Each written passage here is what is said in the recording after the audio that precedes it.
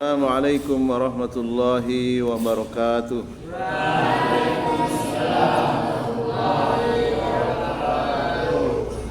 Innal hamdalillah nahmaduhu wa nasta'inuhu wa nastahdi wa nastaghfiruh wa natubu ilaihi wa na'udzu billahi min sururi anfusina wa min sayyiati a'malina.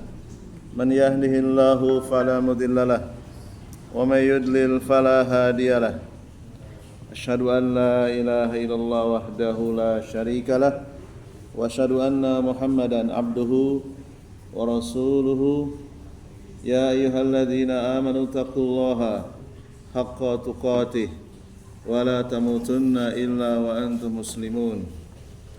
Ya ayyuhan nasu taqu rabbakumul ladzi khalaqakum min nafsin wahidah wa khalaqa minha zawjaha wa batha minhuma rijalan katsira wa nisaa wattaqullaha alladzi tasaaluna bihi wal arham innallaha kana 'alaikum raqiba. Ya ayyuhalladzina amanu taqullaha wa qulu qawlan sadida yuslih lakum a'malakum wa yaghfir lakum dhunubakum wa man yuti'illaha wa rasulahu faqad faza fawzan 'azima. Wa qala Rasulullah sallallahu alaihi wasallam fa inna asdaqal hadisi kitabullah wa khairal hadi hadi Muhammadin sallallahu alaihi wasallam wa syarrul umuri muhdatsatuha. Para santri Islamic Center Al-Maun Islamic Center rahimani wa rahimakumullah. Alhamdulillah kita bersua kembali dalam kajian kitab kuning di setiap Jumat malam Sabtu pada maghrib.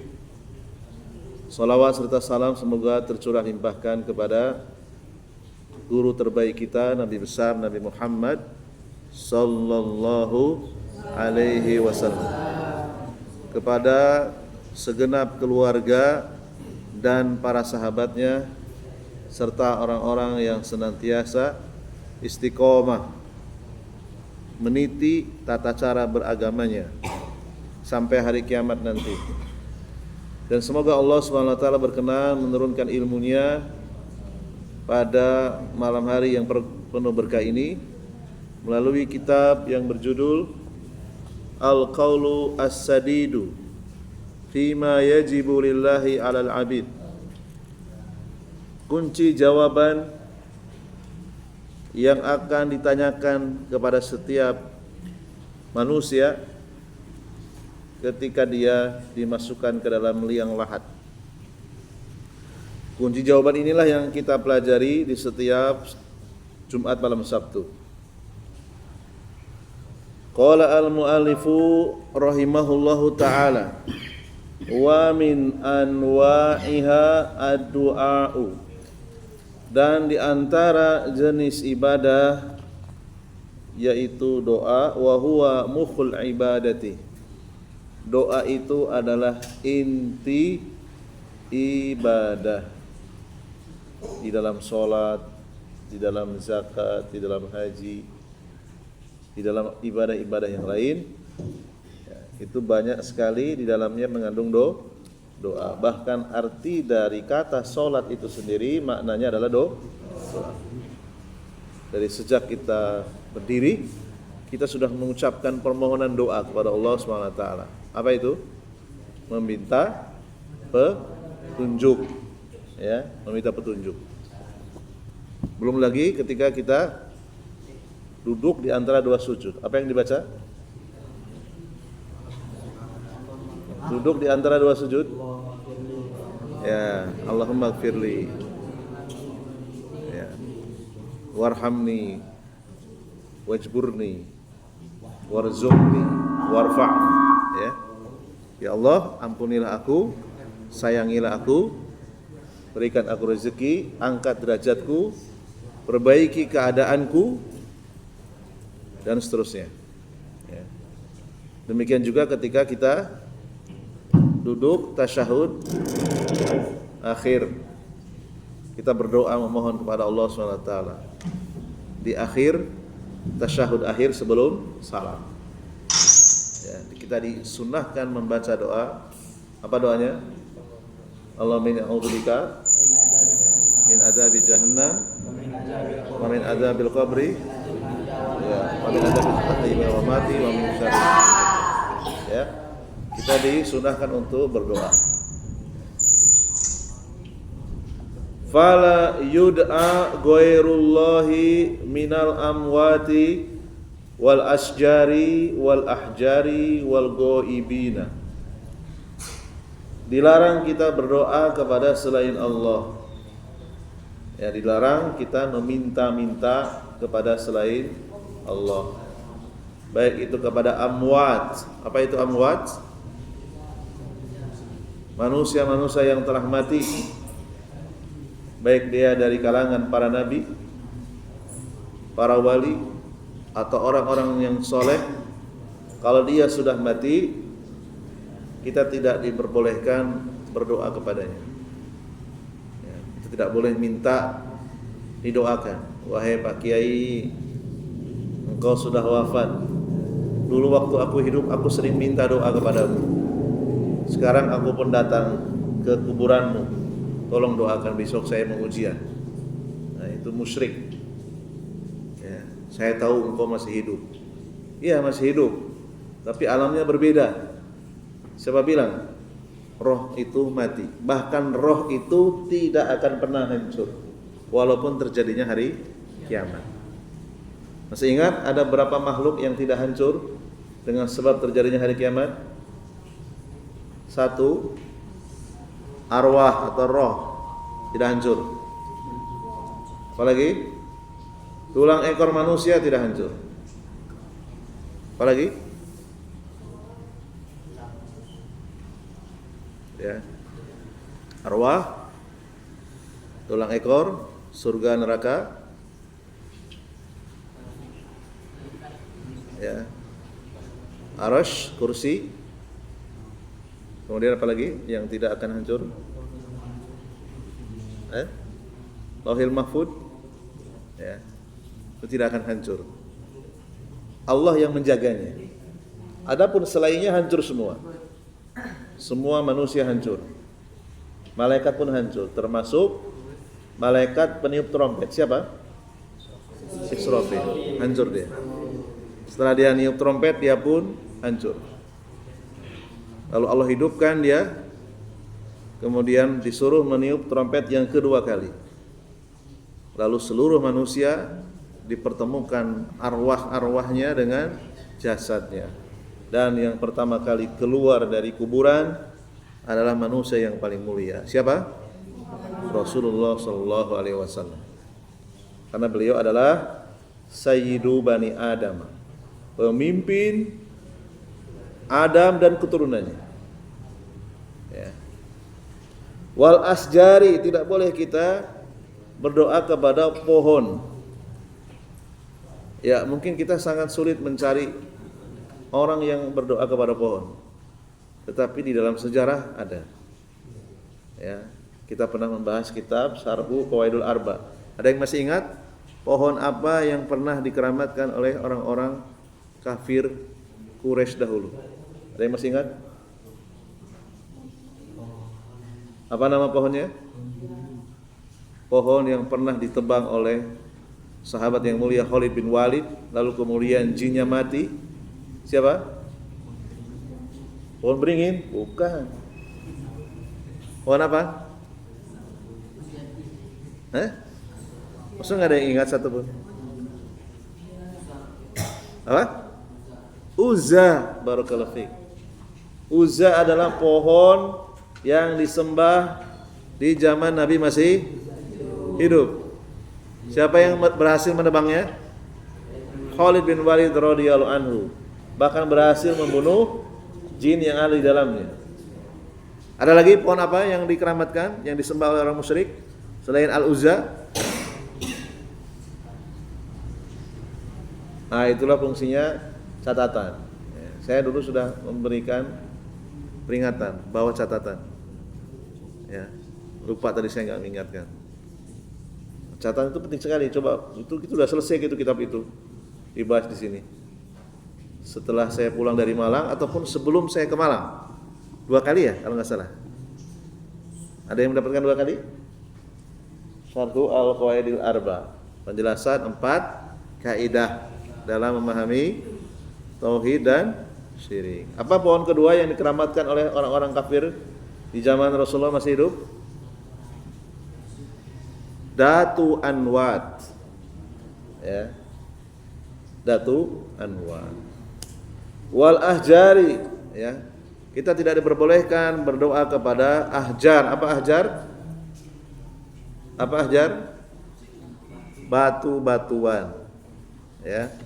Baik itu batu berupa patung, berupa arca, berupa candi, atau berupa makam, atau batu cincin. Kalau kita menganggap batu itu memiliki kekuatan majis, memiliki kekuatan roh, maka kita sedang berbuat syirik akbar. Ya, mengkeramatkan batu. Di ujung, di Kota Baru Ujung dekat rumah saya ada seorang pemuja batu. Ya, dia sering diminta untuk mengobati orang pakai batu. Akhirnya sekarang dia yang lumpuh nggak bisa berdiri. Saya kemarin berkunjung ke rumahnya. Saya sudah memberikan nasihat, tolong dibuang itu batunya, karena di dalamnya banyak jin. Ya, akhirnya dia sendiri yang sekarang tidak bisa berdiri, lumpuh, tidak bisa berdiri, hanya bisa baring saja. Padahal dulu dia gagah, ya, sering menggunakan batu itu untuk sarana mengobati orang sakit, ya, dengan bantuan jin. Rumahnya tidak jauh dari rumah saya. Mau tahu tak kasih tahu, ya, tempatnya. Orang yang tergeletak di depan rumah, tidak berdaya, ya, Allah hukum dia karena sering berbuat syirik. Rumahnya dekat dengan masjid, pakai peci, pakai sarung, pakai tasbih, kalau Jumatan pakai sorban, tapi dia pemuja batu, ya, dan tidak ada yang memperingatkannya kecuali saya. Kalau Allah mungkin ada orang lain, saya mungkin nggak tahu, tapi saya belum mendapatkan berita orang lain menasihati orang tersebut. Saya tinggal ke Malang, pulang dari Malang lumpuh sekarang, ya, pemuja batu, batunya warnanya merah, ya. Suruh dibuang, walau Allah, nanti saya terus dakwakan terus. Kalau ketemu istrinya tolong dibuang batunya itu. Ya. Wal ghaibina, kita tidak diperbolehkan berdoa kepada orang yang ada di kejauhan, tidak di tempat, tidak bisa ditelepon, tidak bisa dipanggil, jaraknya jauh. Ya. Dulu pernah ada, saya punya kawan, kalau ada kesulitan suruh memanggil nama gurunya 7 kali, ya, sambil menginjak tanah. Oh, itu ya, itu musyrik itu. Ya, bagaimana mungkin manusia yang normal bisa mendengar dari jarak kejauhan? Kita berteriak saja ada batasnya. Ya, 100 meter mungkin masih bisa, 300 meter, 400 meter, 500 meter, 1 kilo sudah enggak jelas lagi suaranya. Ya, apalagi sampai jaraknya ratusan kilometer, mustahil kecuali pakai telepon. Ya. Faman da'a ghairallahi fahuwa musyrikun. Barang siapa yang berdoa kepada selain Allah, maka dia musyrik. Kalau dia tidak bertobat, dia keluar dari Islam, mati dalam keadaan kafir. Kalau dia tidak mau bertobat. Kalau sudah bertobat, dia kembali lagi ke Islamannya. Ya. Inilah pentingnya kita mempelajari kunci jawaban untuk menjadi orang yang diterima di surga, yaitu jawaban soal pertama kali akan ditanyakan di kuburan. Wa dalilu qauluhu ta'ala, dalilnya apa? Kita dilarang berdoa kepada selain Allah. Wala tad'u min dunillahi, janganlah kamu berdoa kepada selain Allah, ma la yanfa'uka, yang tidak bisa memberikan manfaat kepadamu, wala yadurruka, dan tidak bisa mendatangkan bahaya kepadamu. Fa in fa'alta, jika kamu melakukannya, fa innaka idza laminaz zalimina, jika kamu tetap melakukannya, sungguh kamu termasuk orang-orang yang zalim. Wa dzulmu huna, zalim yang dimaksud di sini adalah huwa asyirku, kamu termasuk orang-orang yang berbuat syirik. Qala ta'ala, Allah Ta'ala berfirman, inna syirka la zulmun azimun, sesungguhnya perbuatan syirik adalah la, benar-benar, zulmun, kejahatan, azimun, yang sangat besar. Ya, tidak ada yang lebih besar dari syirik akbar, lebih besar dari memperkosa, lebih besar dari berzina, lebih besar dari membunuh, lebih besar dari riba, lebih besar dari mencuri, dan seterusnya. Su'alun, pertanyaan berikutnya, wa idza qila laka, jika kamu ditanya, ma dalilu ala dzalika, apa dalilnya? Jawabun, jawabannya fakul, maka jawablah qauluhu ta'ala, wa ma khalaqtul jinna wal insa illa liya'buduni, tidaklah aku menciptakan jin dan manusia kecuali untuk beribadah kepadaku. Beribadah maksudnya adalah ay yuwahiduna, kecuali untuk mengesakanku, kecuali untuk mentauhidkanku. Jadi setiap kata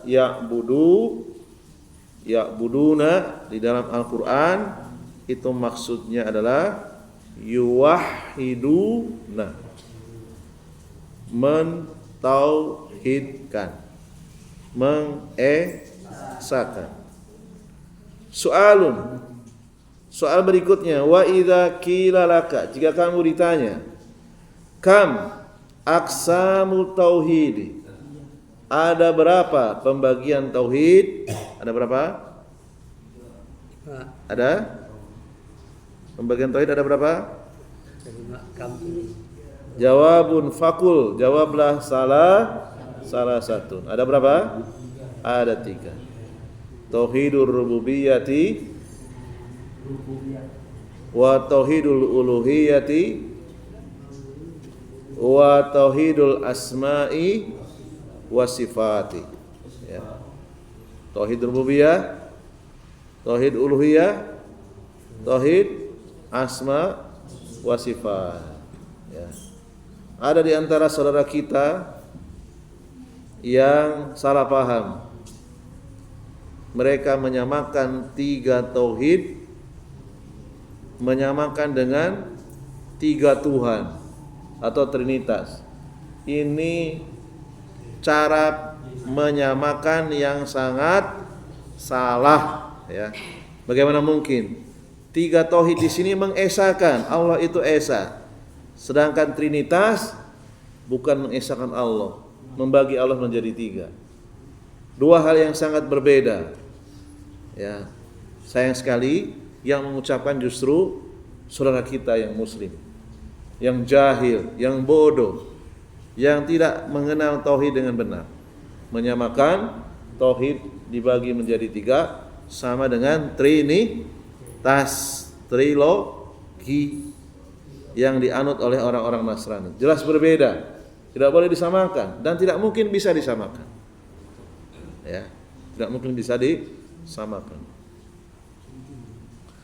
Tauhidul rububiyyati, apa itu tauhid rububiyah? An la khaliqa, tidak ada yang menciptakan, wala raziqa, tidak ada yang memberi rizki, illallahu, kecuali Allah. dan seterusnya. Tidak ada yang bisa menghidupkan, tidak ada yang bisa mematikan, tidak ada yang bisa memberikan keturunan, tidak ada yang bisa memberikan pasangan hidup, kecuali Allah. Tidak ada yang bisa memberikan jodoh kecuali Allah SWT. Maka mintalah kepada Allah SWT. Ya.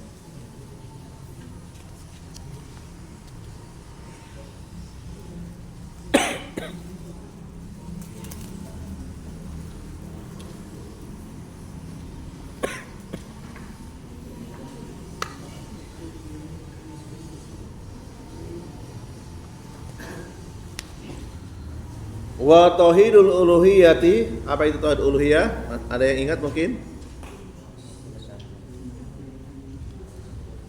Tauhid uluhiyah. Kalau tauhid rububiyah tadi tidak ada yang menciptakan, tidak ada yang memberi rezeki, tidak ada yang menghidupkan kecuali Allah. Atau disingkat dengan apa? Mengesahkan seluruh perbuatan Allah, ya.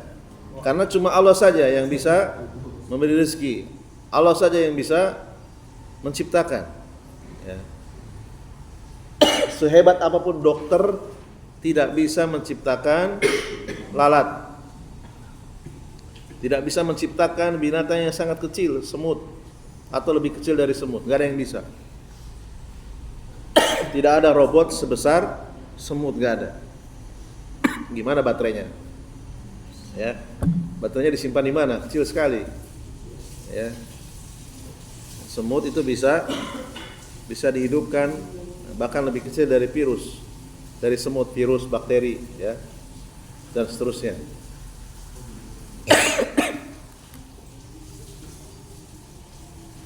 Dan itu adalah kehususan yang dimiliki oleh Allah SWT.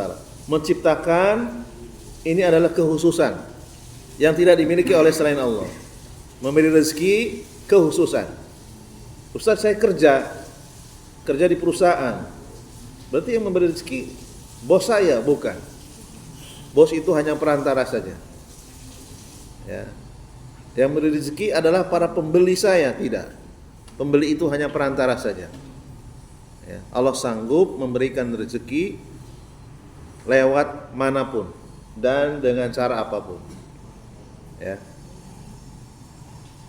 Ada, ya, orang yang pengangguran, nggak sekolah, ya, tidak punya keluarga, bahkan tidak normal, orang gila, tapi bertahun-tahun hidup dia, dikasih rezeki oleh Allah SWT. Orang gila dikasih rezeki, ya. Apalagi yang otaknya normal. Orang gila saja dikasih rezeki, bisa makan, bisa tidur, ya, bisa beraktivitas. Orang gila. Wa tauhidul uluhiyati huwa ifraduhu ta'ala bil ibadati. Kalau tadi mengesahkan perbuatan-perbuatan Allah, kalau tauhid uluhiyah bagaimana?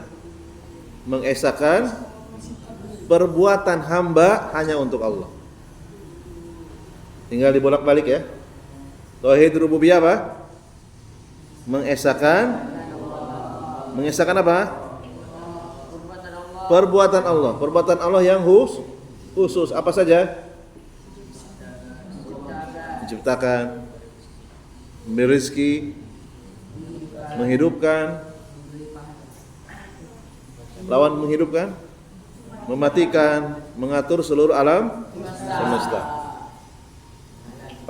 Adapun tauhid uluhiyah tinggal dibalik saja. Kalau tadi perbuatan Allah yang diesahkan, kalau uluhiyah apa? Apa yang diesahkan? Kalau rububiyah yang diesahkan perbuatan Allah. Allah satu-satunya yang menciptakan, menghidupkan dan seterusnya. Kalau tauhid uluhiyah dibalik. Apa yang diesahkan? Perbuatan manusia hanya untuk Allah. Dari mulai kita bangun tidur sampai tidur kembali, itu diniatkan untuk Allah SWT. Kita bangun, yang pertama kali bangun, apa yang perlu diingat? utusannya Rasulullah. Apa yang dilakukan setelah kita bangun dari tidur? Mengusap bekas muka kita. Ini sunnah Nabi. Jika kita tidur sebelah kanan misalnya, ya, duduk sebentar diusap. Ini sunnah Rasul. Setelah itu membaca doa. Apa doanya? Alhamdulillahi ahyana ba'da ma amatana wa ilaihi nusyur. Setelah itu kemudian kita bersiwak sebelum wudu atau di saat wudu, saat berkumur-kumur. Mengingat Rasulullah SAW, ya, melaksanakan sunnah Nabi, kemudian Allah akan memberikan ganjaran. Berarti kita ingat Rasulullah, ingat Allah SWT. Sampai kemudian kita tidur kembali. Sebelum tidur disunahkan apa?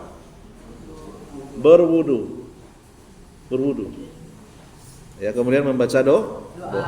Jadi seluruh yang kita lakukan itu diesakan hanya untuk Allah. Jadi tauhid uluhiyah adalah mengesakan perbuatan hamba hanya untuk Allah. Mengesakan seluruh aktivitas ibadah hanya untuk Allah. Ibadah yang wajib ataupun ibadah yang tidak wajib. Atau bahasa agamanya apa? Mustahab. Dianjurkan. Atau bahasa fikihnya apa? Sunnah. Sunnah yang muakkadah ataupun ghairu muakkadah. Sunnah yang ditekankan ataupun sunnah yang tidak ditekankan. Kemudian yang ketiga, wa tauhidul asma'i wa sifati. Mengesahkan nama-nama dan sifat Allah. Nah, ini butuh pengertian, ya, sedikit berbeda dengan dua tauhid sebelumnya. Makanya perlu dicatat seharusnya. Ya. Ini kalau suruh ambil catatan, kira-kira kembali lagi nggak ini? Jangan langsung tidur lagi. Lama nggak kira-kira? Ya, waktunya sudah hampir, tinggal sedikit lagi ya. Nah, nanti minggu depan tolong dibawa catatannya. Tauhid asma wa sifat, apa maksudnya? An yuwassifallahu ta'ala bima wassafa bihi nafsuhu wa bima wassafahu bihi rasuluhu nafyan wa isbatan. Tauhid asma wa sifat maksudnya adalah an yuwassifallaha, mensifati Allah ta'ala bima wassafa bihi nafsuhu, sesuai dengan yang Allah sendiri sifatkan. Berarti sifat yang Allah sebutkan di dalam Al-Quran, sifat yang Allah sendiri ucapkan di dalam Al-Quran tidak boleh diotak-atik. Paham? Ya. Seluruh sifat Allah yang disebutkan oleh Allah dalam Al-Quran tidak boleh apa? Tidak boleh diotak-atik. Dibiarkan sesuai apa adanya. Dan juga mensifati Allah sesuai dengan apa yang dikabarkan oleh Rasulullah sallallahu alaihi wasallam. Innallaha la ya'lamul ghaiba illallah. Tidak ada yang mengetahui perkara yang gaib kecuali Allah. Di situ ada sifat Allah, apa namanya? La ya'lamu, tidak mengetahui, al-ghaiba, perkara yang tersembunyi, illallah, kecuali Allah. Berarti di situ Allah memiliki sifat apa? Mengetahui perkara gaib. Isbat, menetapkan. Lalu kemudian apa yang perlu ditolak di dalam kalimat tadi? Allah tidak tahu perkara gaib, harus ditolak. Yang ditetapkan apa? Allah mengetahui perkara gaib. Ya. Allah menyebut dirinya alhamdulillahi rabbil alamin. kita menetapkan Allah memiliki nama dan sifat Rabb yang maknanya pemelihara seluruh alam. Ya. Ketika Rasulullah SAW menyebutkan Allah itu fis sama, Allah di atas langit, maka kita pun menetapkan apa yang dikabarkan oleh Rasulullah SAW. Ya. Tidak boleh kita tolak apa yang sudah dikabarkan oleh Rasulullah SAW. Ya. Inilah akidah yang benar, menetapkan seluruh nama dan sifat Allah, tidak mengotak-atiknya. Ya. Soal berikutnya. Wa idza qila laka, jika engkau ditanya, ma a'dhamu ma amarallahu bihi wa ma a'dhamu ma naha anhu. Apa perintah Allah yang paling a'dham? Apa perintah Allah yang paling besar? Dan apa larangan Allah yang paling besar? Jawabun, maka jawabannya faqul, jawablah, a'dhamu ma amarallahu bihi at-tauhid. Perintah Allah yang paling besar adalah tauhid, yaitu dengan mengucapkan syahadat yang pertama. Apa syahadat yang pertama? Asyhadu alla ilaha illallah. Ya. Itu adalah perintah yang paling besar. Pendaftaran pertama mengucapkan itu. Ya, tanpa pendaftaran seseorang tidak akan bisa masuk, ya, ke dalam surga. Walaupun dia banyak beramal. Ya, karena dia tidak daftar dulu. Cara daftarnya adalah mengucapkan syahadat yang pertama. Karena itu adalah perintah ya Allah yang paling besar. Alladzi huwa ifradullahi bil ibadat, yaitu mengesahkan Allah dalam seluruh ibadahnya, atau mengesahkan seluruh ibadah yang dikerjakan oleh seorang hamba ditujukan hanya kepada Allah saja. Ya. Ifradullahi bil ibadah. Ya. Mengesahkan seluruh ibadah hanya untuk Allah saja. Wa a'dhamu ma naha anhu asyirku, dan yang dilarang, larangan yang paling besar yang Allah larang adalah asyirku. Apa itu? Syirik akbar. Wa huwa da'watu ghairihi ma'ahu, yaitu berdoa kepada Allah dan kepada selain Allah. Ya, menduakan Allah.